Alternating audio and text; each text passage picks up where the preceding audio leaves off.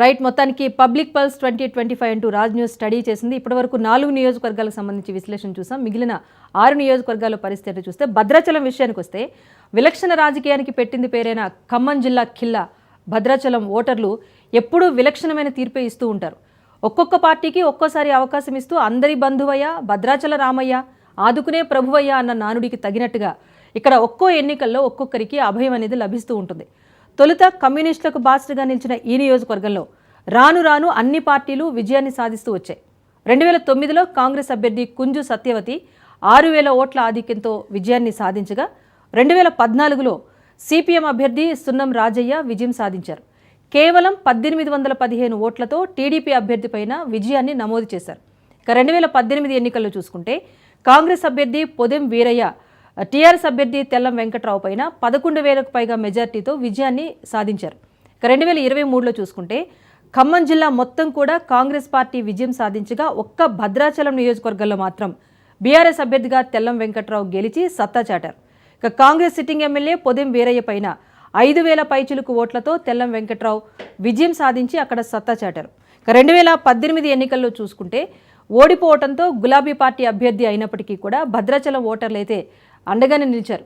ఖమ్మం జిల్లాలో బీఆర్ఎస్ నేతలందరూ ఓడిపోయినా తెల్లం వెంకట్రావు గెలిచి అధికార పార్టీలోకి ఫిరాయించడంతో సీన్ చేంజ్ అయింది.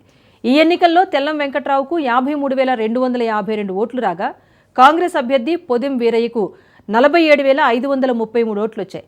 సిపిఎం అభ్యర్థి చీల్చిన ఓట్లు ఫలితాన్ని మార్చాయని ఇక్కడ మనం స్పష్టంగా చెప్పుకోవచ్చు.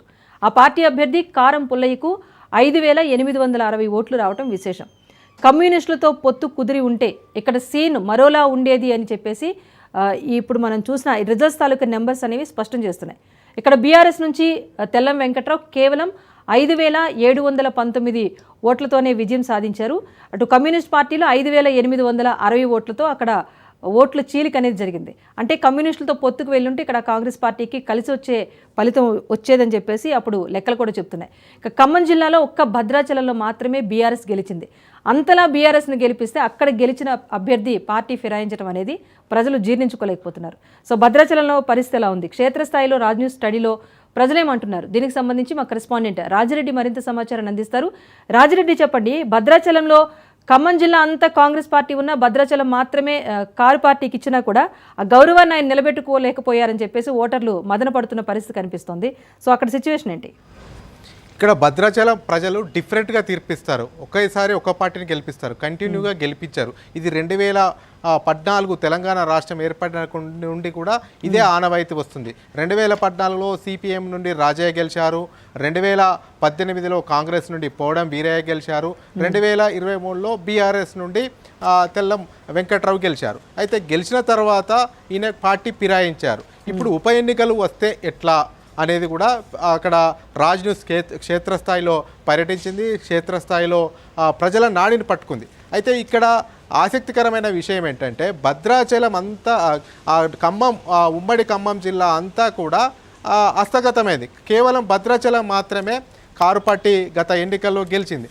అయితే ఈసారి తెల్లం వెంకట్రావుకు ఒక అడ్వాంటేజ్ కనబడుతుంది పార్టీ మారిన. ఎందుకంటే అటు కాంగ్రెస్లో నుండి పోటీ చేసి కేవలం 5,700 పైచీలకు ఓట్లతోని పోవడం వీరయ్య ఓడిపోయాడు. ఇప్పుడు పోవడం వీరయ్య కాంగ్రెసే అవుతుంది, తెల్లం వెంకట్రావు కూడా కాంగ్రెస్ అవుతారు. వీళ్ళు ఇప్పుడు ప్రస్తుతం ఉన్నటువంటి రాజకీయ సమీకరణ నేపథ్యంలో వీళ్ళిద్దరు కనుక ఒకే పార్టీలో ఉన్నారు కాబట్టి ఇప్పుడు అడ్వాంటేజ్ ఈ యొక్క నియోజకవర్గంలో కాంగ్రెస్కు స్పష్టంగా కనబడుతుంది. ఎందుకంటే ఉమ్మడి ఖమ్మం జిల్లాలో చూసుకున్నట్టయితే డిప్యూటీ సీఎం బట్టి విక్రమార్క ఉన్నారు, పొంగులేటి శ్రీనివాసరెడ్డి ఉన్నారు, అదేవిధంగా తుమ్మల నాగేశ్వరరావు ఉన్నారు, 3 మంత్రులు ఉన్నారు.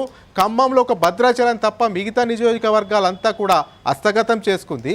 ఈ యొక్క నేపథ్యంలో ఇప్పుడు కనుక ఇక్కడ ఉప ఎన్నికలు జరిగితే తెల్లం వెంకట్రావుకు కలిసి వచ్చే అంశం ఏంటంటే పోవడం వీరయ్య 2018లో ఎమ్మెల్యేగా ఉన్నారు, 2023లో స్వల్ప ఓట్లతోనే ఓడిపోయారు. ఇప్పుడు పోవడం వీరయ్య కనుక అప్పుడు ఎన్నికలు జరిగితే ఏమన్నా స్టెప్ తీసుకుంటే తప్ప పోవడం వీరయ్య కనుక కాంగ్రెస్లో ఉంటే ఖచ్చితంగా తెల్లం వెంకట్రావు గెలుస్తారు. ప్రజల నుండి కూడా ఇదే నాడి వినిపిస్తుంది. ఇప్పుడు ఉన్నటువంటి పరిస్థితిలో కాంగ్రెస్ అధికారంలో ఉంది.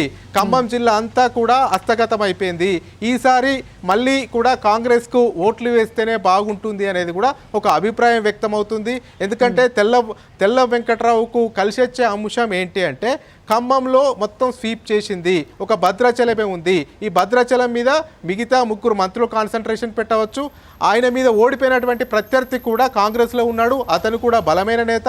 అతను కనుక కాంగ్రెస్లో అప్పుడు ఎన్నికలప్పుడు ఉప ఎన్నికల సమయంలో కూడా కంటిన్యూ అయితే మాత్రం ఇదంతా కూడా కాంగ్రెస్ కలిసి వచ్చే అవకాశం ఉంది. ఇక్కడ చూసుకున్నట్టయితే స్పష్టమైనటువంటి ప్రజల నాడి కనబడుతుంది. కాంగ్రెస్కు అనుకూలంగా ఉన్నట్లు కనబడుతుంది. రాజేశ్వరి, ఈ నియోజకవర్గం మొత్తానికి భద్రాచలం అయితే సేఫ్ కాంగ్రెస్ పార్టీకి అని చెప్తారు. ఎస్ రామ్మోహన్ గారు మీరేం చెప్తారు? భద్రాచలం ఒక్కటే మిస్ అయ్యింది అనుకున్నారు. సో పార్టీ ఫిరాయించినా కూడా